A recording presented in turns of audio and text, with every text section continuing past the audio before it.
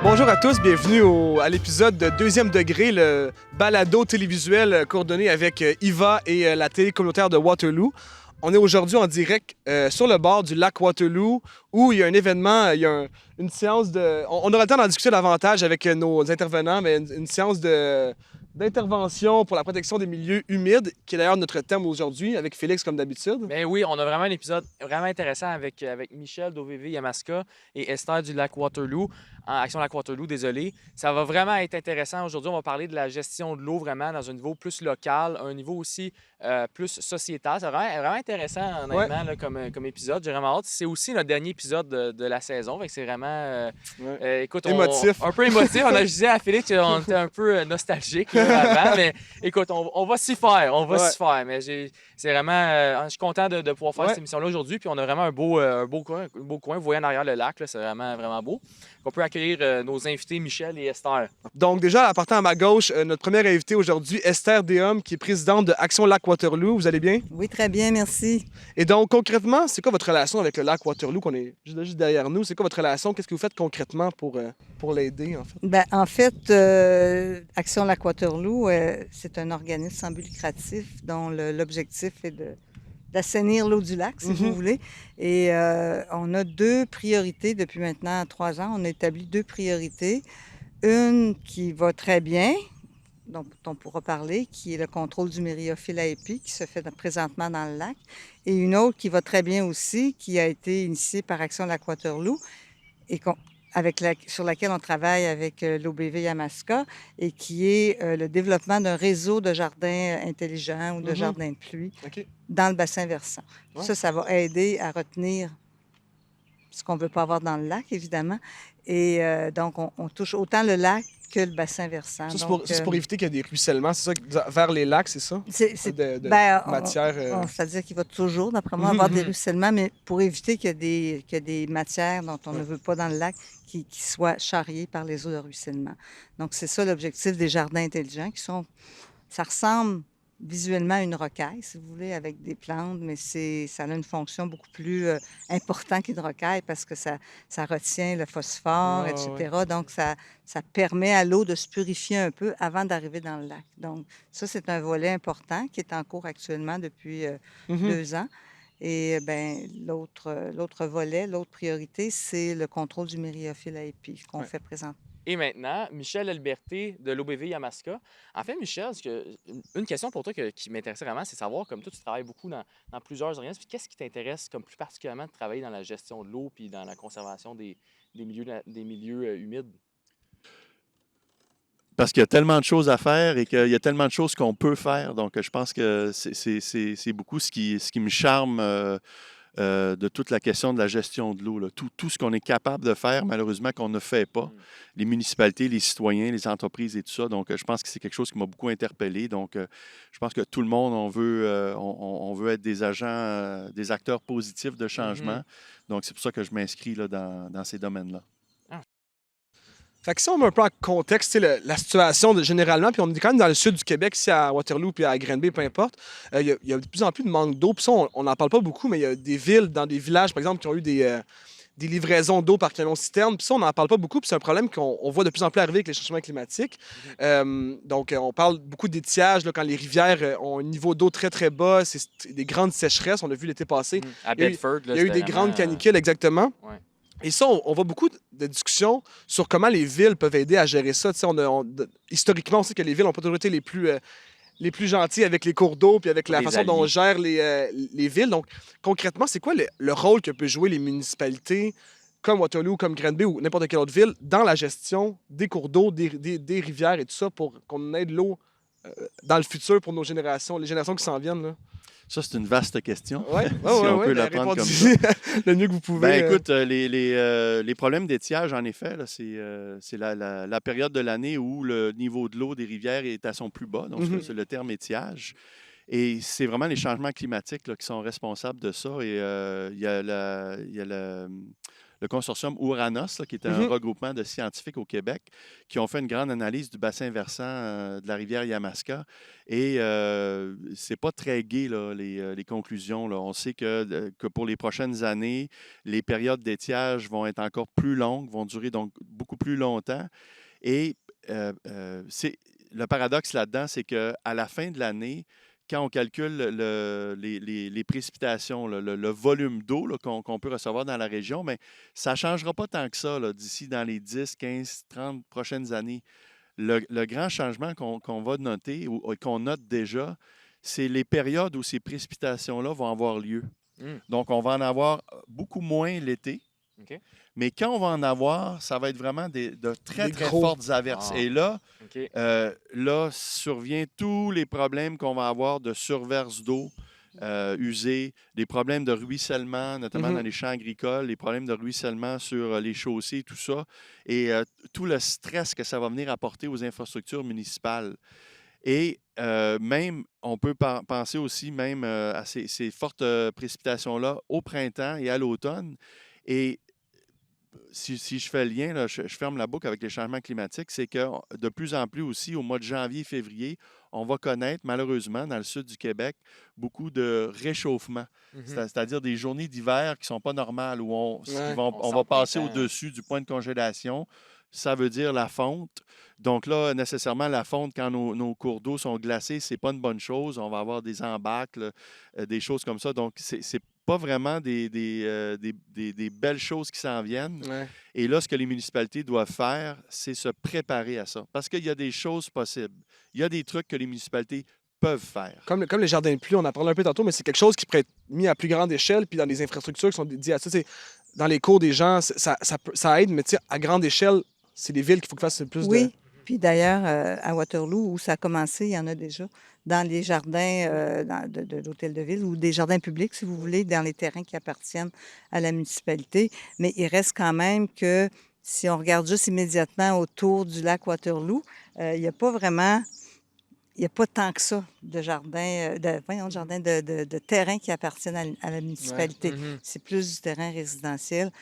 Quand on s'éloigne, oui, là, il y a peut-être des champs, mais on ne peut pas en mettre partout non plus des jardins intelligents. Il faut qu'il y ait quand même une possibilité pour l'eau de pénétrer dans le sol. Ouais. Là, sinon, ça ne donne pas grand-chose. J'ai un voisin là, qui a fait appel à un technicien là, que tout le monde connaît maintenant, M. Jardin, qui lui, ne peut pas en faire chez lui parce que l'eau ne pénètre pas, c'est juste du roc. Il peut pas, donc, l'idée, c'est de développer un réseau. Et je pense que Michel peut en parler aussi parce qu'on travaille beaucoup, beaucoup avec l'OBV là-dessus. Et maintenant, à part Waterloo, il y a Shefford qui en fait, il y a Cowansville qui en fait, il y a... Michel, il y en a d'autres qui en font. Granby, Farnham, on est en Farnham. discussion avec Lac-Brome et et ça, c'est toutes des municipalités qui sont dans la tête de notre bassin versant, donc en amont. C'est très important. Et l'année prochaine, on va aller plus dans le coin là, de Saint-Césaire, Ange-Gardien. On va se diriger tranquillement vers le fleuve. Puis est-ce qu'il y a aussi une solution qui ne serait pas d'éviter que justement, quand on parle des cours d'eau, on parle beaucoup des rivières, puis ça fait que les rivières sont là, puis existent, mais qu'il y a de l'eau qui devrait exister un peu partout en dessous de nos sols, quand on pense à... Qui est pas concentré dans un c'est ça. On parle souvent de les nappes phréatiques, les trucs comme ça. Je pense qu'avec tout l'assèchement qu'il y a eu lieu dans l'histoire, je pense que les villes ont aussi un rôle à jouer à faire en sorte que l'eau, c'est pas juste une ligne qui traverse une ville. Pas juste visuellement. Ou comme c'est dans le sol. Exact. Ouais. Bien là, il y a un enjeu d'approvisionnement d'eau, dans le fond. Et les municipalités ont deux sources d'eau. Les municipalités qui ont des réseaux d'aqueducs, soit qu'elles tirent leur eau d'un cours d'eau.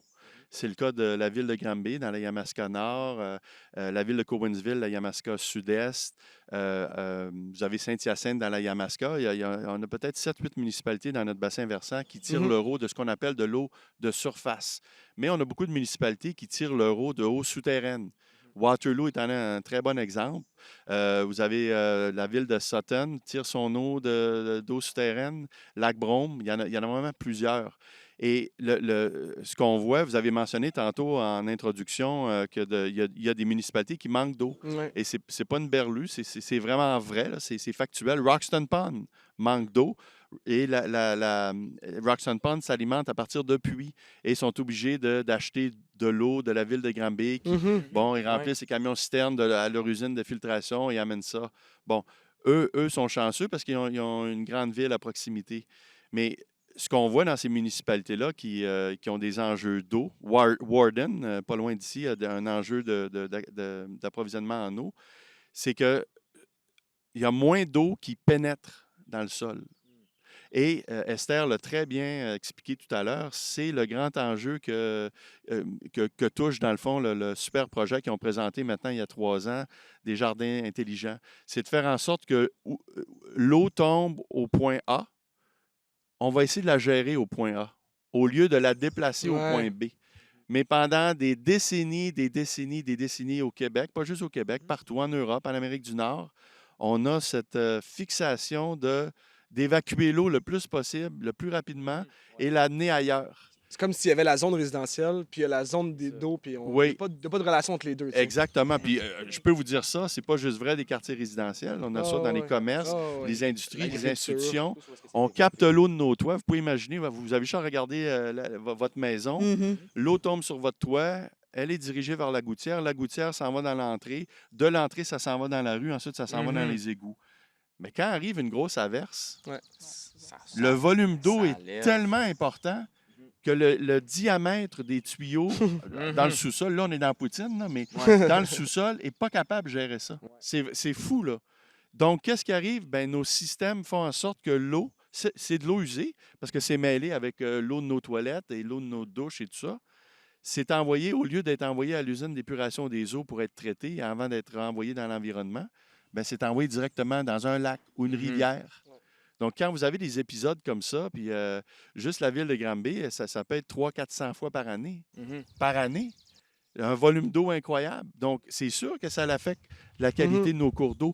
Quand, au contraire, on pourrait... Et il y a des façons, et l'Action Lac Waterloo et la ville de Waterloo le démontrent, c'est possible de gérer cette eau-là sur place. C'est fou parce que, tu sais, mettons, vous parlez que souvent les quartiers résidentiels, on ne veut pas avoir de l'eau ou on veut comme concentrer l'eau, mais ça fait quand même des retombées qui sont importantes. Il y a beaucoup de municipalités qui ont décidé d'arrêter de construire des nouveaux quartiers justement parce qu'il manque d'eau. C'est comme une contrainte qui à cause de l'eau. Puis tu te dis, c'est fou, on est en crise de logement, puis on ne construit plus, puis ça fait, c'est normal parce qu'on ne veut pas construire où il n'y a pas d'eau, mais ça a tellement des retombées de mauvaise gestion. Ah oui, bien c'est ça. Qu'on ne penserait pas, on dirait, ben, c'est pas bon pour le lac, mais c'est aussi pas bon pour une communauté, pour vivre aussi, pour la qualité de vie. C'est une question plus générale, parce que l'accès à l'eau, c'est une autre question vraiment importante. Ça a des impacts sur le logement, effectivement, mais pas juste. C'est vraiment... Puis si on change... C'est une question culturelle aussi. Oui. C'est toute notre relation qu'on a avec l'eau. On a cette impression que l'eau, on l'a en abondance, ce qui n'est pas faux pour le moment.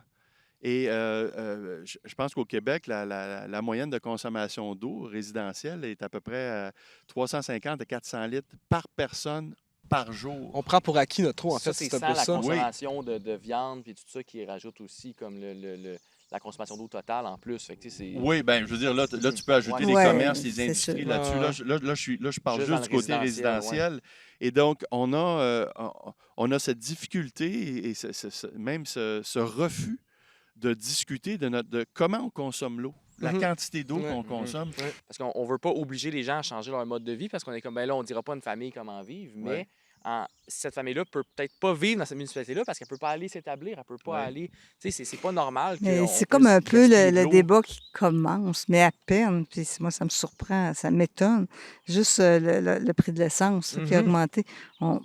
C'était dit avec peut-être de grands espoirs que ça changerait peut-être le comportement des gens, mais il y a régulièrement des entrevues là, à différents sites de nouvelles puis qui interviewent des gens, puis les gens disent « Ah non, moi, ça ne change rien. » Là, je t'en maudis, mais c'est pas grave, je fais pareil.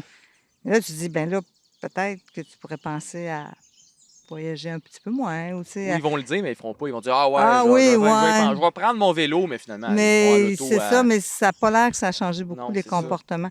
Mais je pense que pour l'eau, c'est encore pire, parce qu'on a toujours vécu avec pas une surabondance, mais en tout cas une abondance d'eau, puis sans qu'on se soucie de savoir si ça manquerait un jour.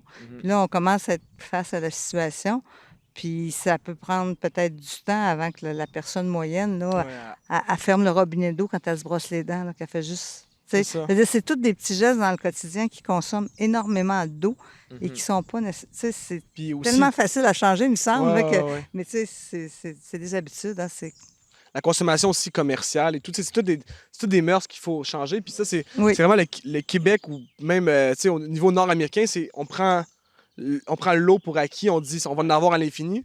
Puis là, on a les preuves, on a nommé des villes tantôt, des camions-citernes. Déjà là, on peut même pas croire. Puis on dirait qu'on n'en parle pas assez. Selon moi, c'est assez aberrant. Mais c'est surtout, c'est Ouais. inquiétant. Là. C'est inquiétant ouais, pour C'est vraiment l'avenir, inquiétant, mais mais oui. juste une note sur les commerces, les industries. Mhm.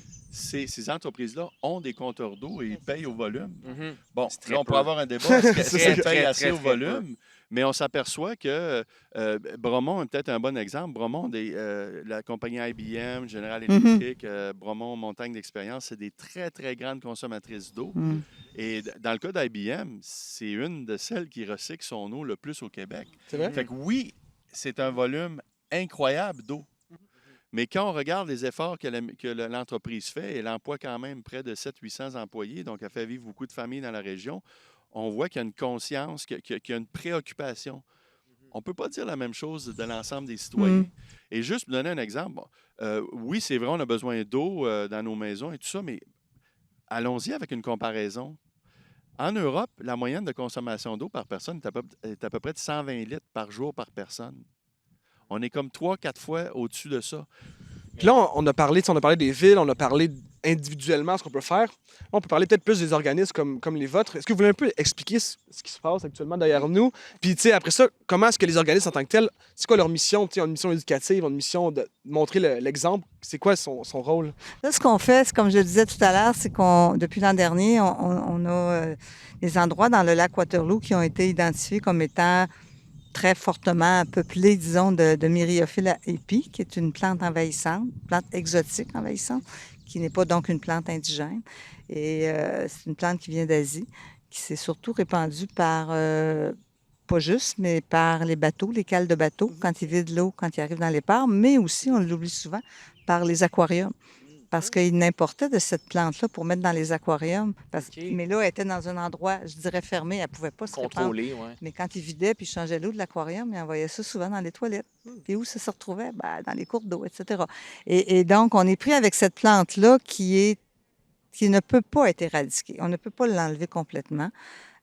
Parce qu'il faudrait mettre un dôme sur le lac pendant 3 ans, puis que personne... mais même là, je ne suis pas sûre que ça marcherait.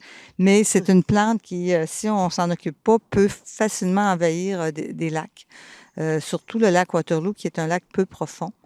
C'est une plante qui cherche la lumière pour se développer. Donc, le fait que le lac soit pas profond, ça fait...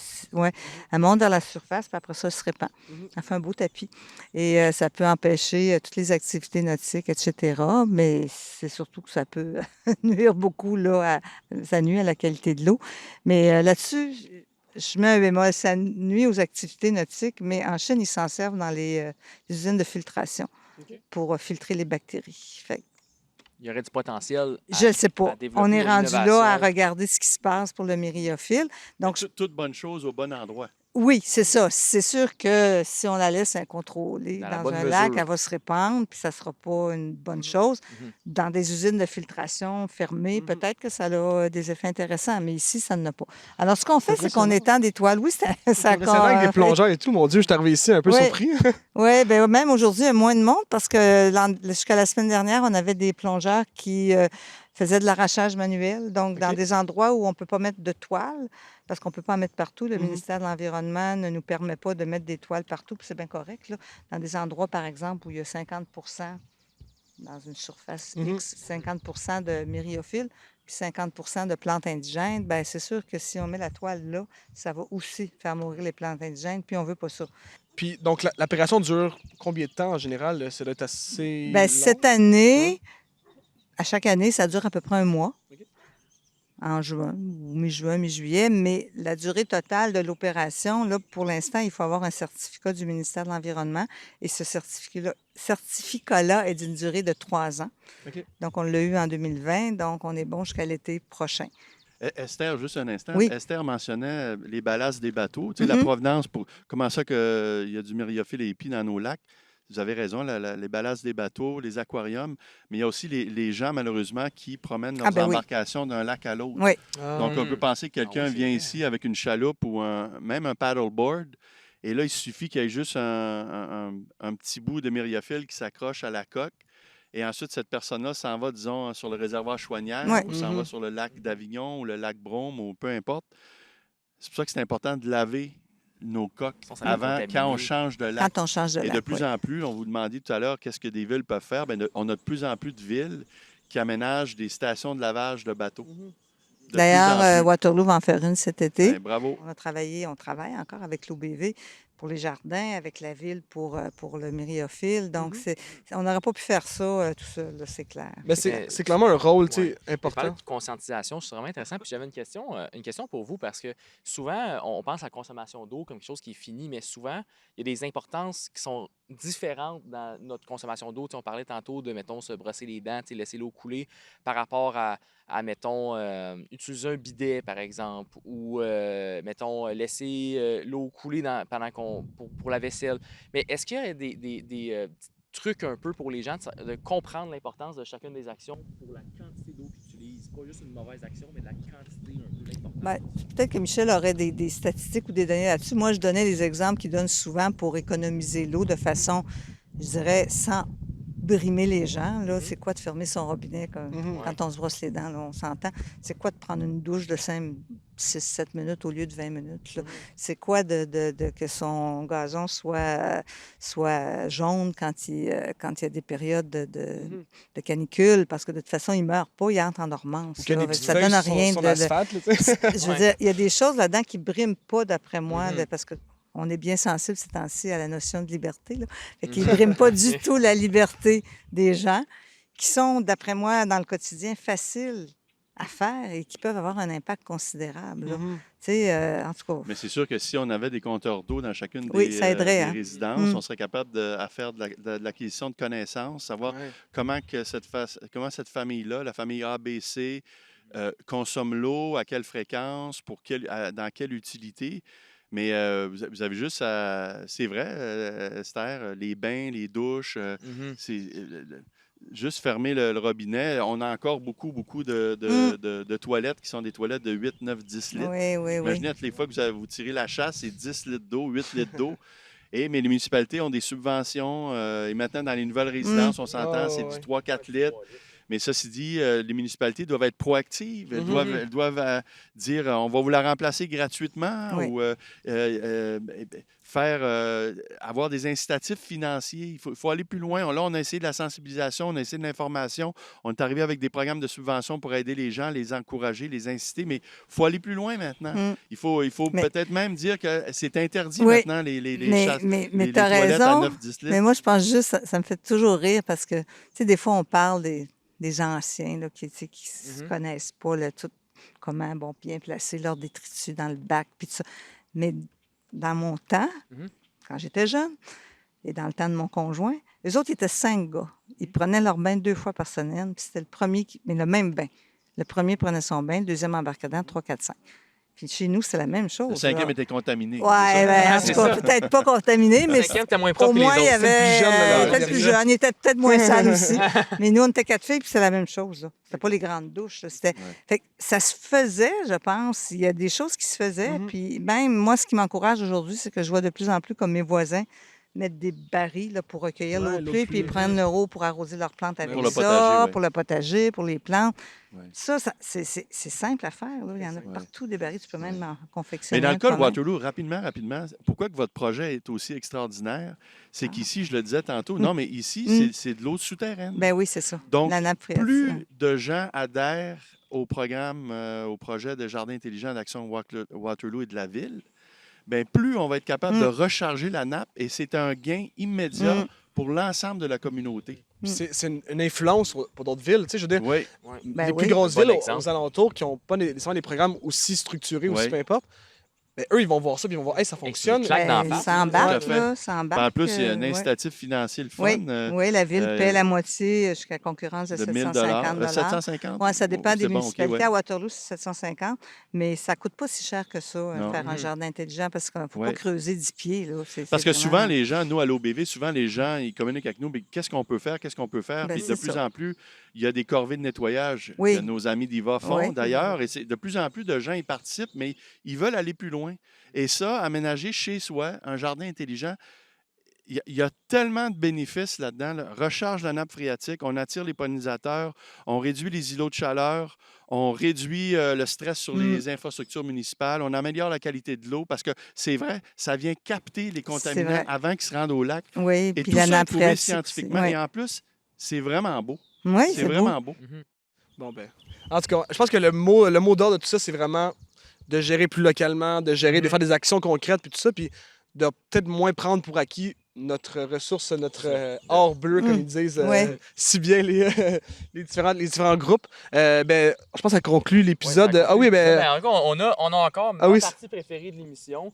Mais dans le fond, j'ai une question pour vous. Un peu le concept français de Would you rather, en fait. Un peu qu'est-ce que vous préférez en deux situations, donc par rapport à la gestion de l'eau. Donc, je vous pose un dilemme.